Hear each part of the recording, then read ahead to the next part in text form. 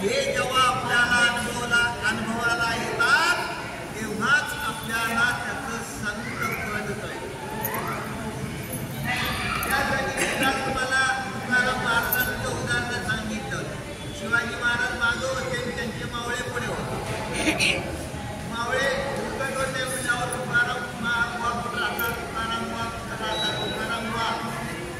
त्यांनी म्हणजे काय त्यांच्याबरोबर माणूस होता. ते म्हणला काय त्याला काय कळतं म्हणले, जातो आपला डोंगरावर बसतो, आपल्या दगड वाजवतो म्हणले, पण देवाचं नाव घेतो, काहीतरी लोकांना सांगतो म्हणले, काहीतरी मूर्ख माणूस आहे म्हणले, काही काम नाही धाम नाही म्हणले, सगळं हाय ते सगळं उठून लावलंय. मग सगळं झालं. पाठीमागना घेत होते ते घोड्यावरनं उतरले आणि उतरल्यानंतर त्या ठिकाणी आपल्या या दिसत नाही. अरे वेड्या म्हणजे तुमच्या बरोबर जो आहे तो तुकाराम, तुमच्या बरोबर जो आहे तो तुकाराम जो आहे तो स्वतःच्या तोंडाने कधी स्वतःची स्तुती करणार नाही.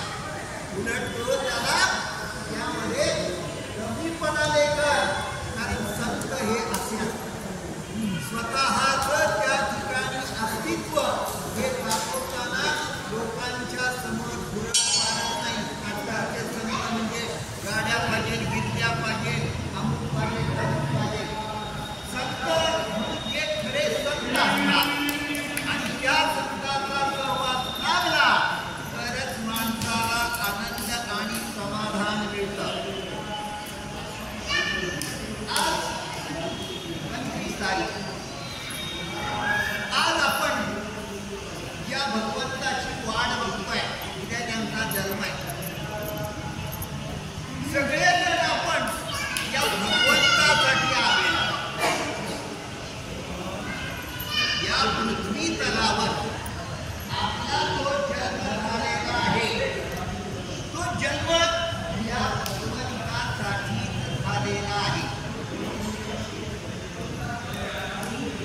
त्याचं उदाहरण देताना महाराज म्हणताय, आपण स्वप्नात असलो तोपर्यंत स्वप्न खरं आहे असं वाटायला लागलं. गाढ निद्रेमध्ये मनी वसे ते स्वप्नी दिसे. मनात या असे विचार असतात ते आपल्याला स्वप्नामध्ये त्या ठिकाणी दिसतात.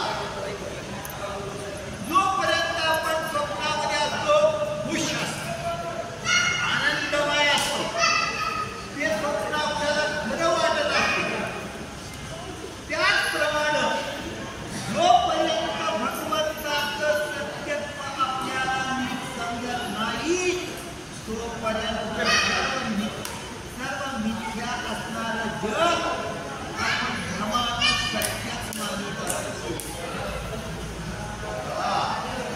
काय सांगितलंय महाराजांनी,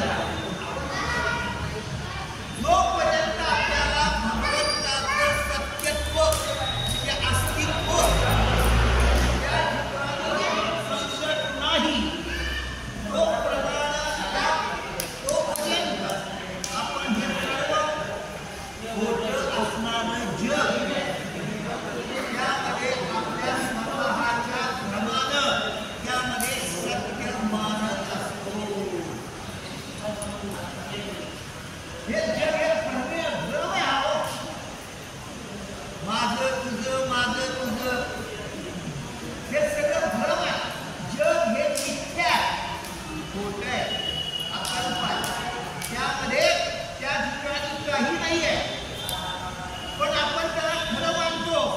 आणि ज्या वेळेला आपण परमेश्वराकडे जातो तेव्हा आपल्याला या मिथ्या जगाची कल्पना येते. आणि लक्षात ठेवा, अशा वेळेला जे सत्य असतं ते सत्य मात्र चिरकाल जगाच्या अंतापर्यंत ते कधी नष्ट होत नाही. सदैव जे सत्य असतं ते उघडकीला येतच. कितीही खोटं बोला, कितीही लपवायचं तुम्ही प्रयत्न करा, एक खोटं लपवण्यासाठी आपल्याला 100 खोटे बोलावे लागतात. म्हणजे एकाच्या पापाच्या ऐवजी 100 पाप आपण आपल्या बोडक्यावर घेतो.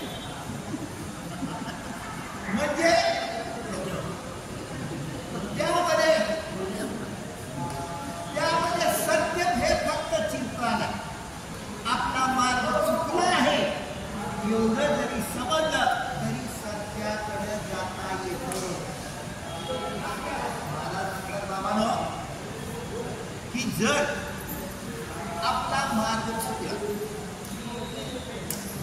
चुकला एवढं जरी आपल्याला समजलं तरी सुद्धा भरपूर झाला पण बरोबर सत्याच्या मार्गाला जातो.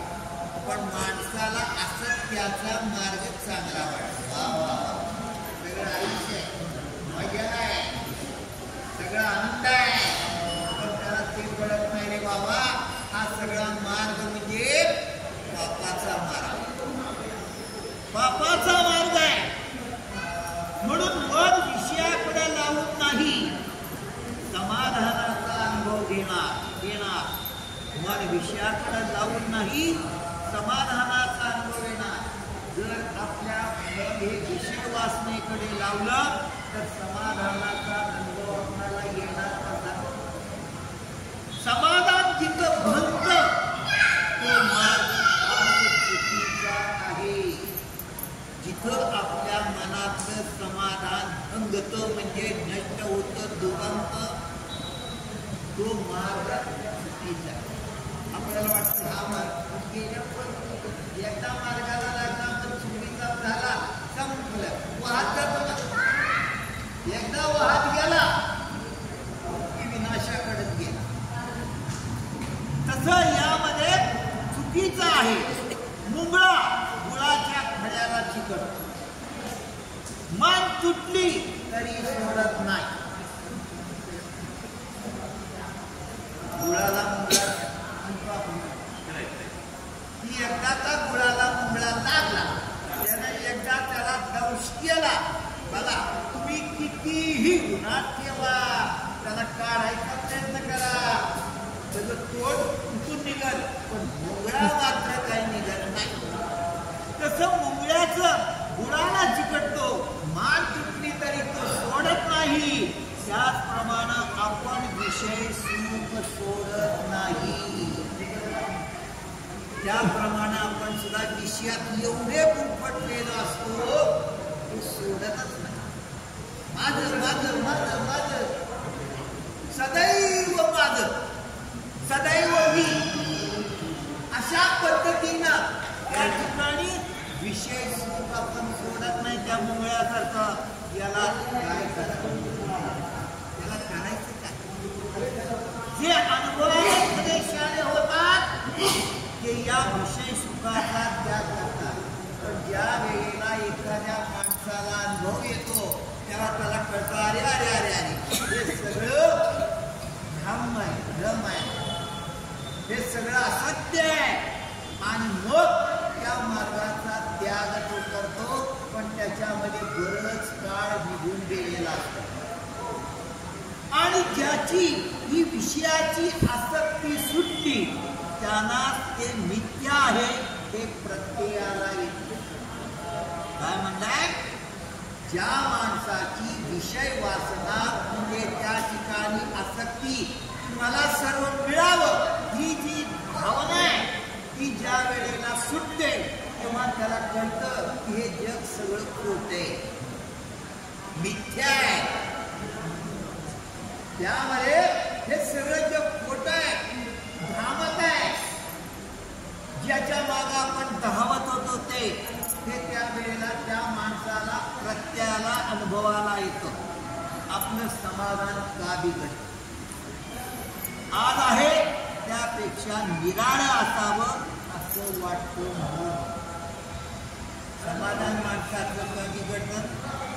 आज जे आपल्याकडे आहे त्यापेक्षा निराळं. शेजाऱ्यानं 2 व्हीलर घेतली, आपल्याला काय?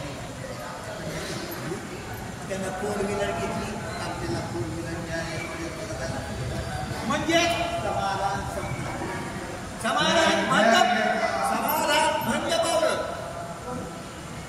समाधान भंग पावलं माणसं. कारण त्याला आशा वाढत जाते. म्हणूनच म्हणलं जातं आशा ही आशा आहे. आशा म्हणजेच इच्छा आहे, इच्छा म्हणजेच आशा आहे.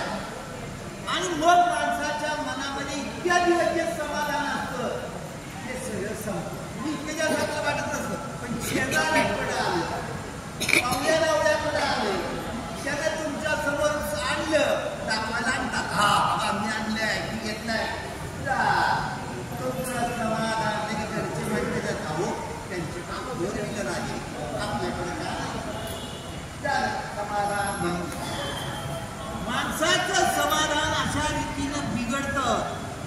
जिन्नस जिथं ठेवलाय ती जागा सोडून आपण त्रिभुवन जरी शोधलं तरी तो सापडत नाही. काय सुंदर वर्णन महाराजांनी केलंय. जे जिन्नस जिथं ठेवलंय ती जागा सोडून जर सगळ्या गावात आपण हिंडा लागलो बा, त्रिभुवनात जरी तुम्ही हिंडलात तरी सुद्धा भगवंताच्या देवळातच आहे हो. तिथं जावं लागतं, त्याच्या पाया पडावं लागतं, त्यावेळेला त्याचं दर्शन होतं. भगवंत तुम्ही अख्ख्या बारशी हिंडला तर तुम्हाला भगवंत सापडणार नाही. म्हणून त्रिभुवनात जरी हिंडला तरी तो सापडत नाही.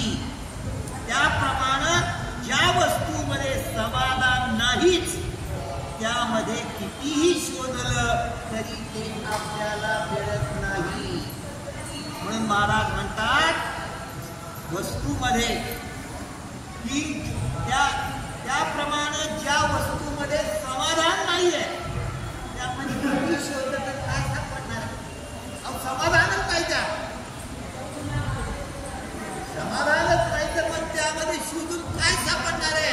कशासाठी तुम्ही त्या ठिकाणी विद्यार्थ्यांना जीवनाचा शोध घेताय, त्याच्या मागे लागताय, त्याप्रमाणे सापडत नाही. त्याप्रमाणे ज्या वस्तूमध्ये समाधान नाही, समाधान फक्त भगवंताजवळ आहे. खरं म्हणजे आपली